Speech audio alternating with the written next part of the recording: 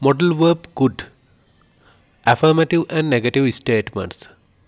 How to write? Examples, exercises. Modal verb could. Statements.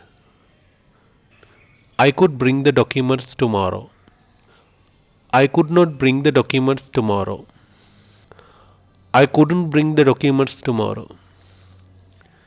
You could encourage her to try again. You could not encourage her to try again. You couldn't encourage her to try again. We could eat at that new place. We could not eat at that new place.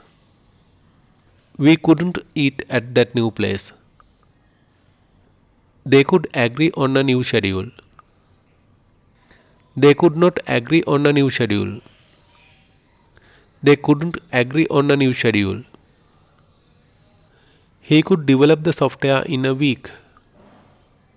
He could not develop the software in a week. He couldn't develop the software in a week. She could appreciate the effort you made. She could not appreciate the effort you made. She couldn't appreciate the effort you made. It could run fast. It could not run fast. It couldn't run fast. The teacher could explain the topic clearly. The teacher could not explain the topic clearly. The teacher couldn't explain the topic clearly. The wind could blow the papers away. The wind could not blow the papers away. The wind couldn't blow the papers away.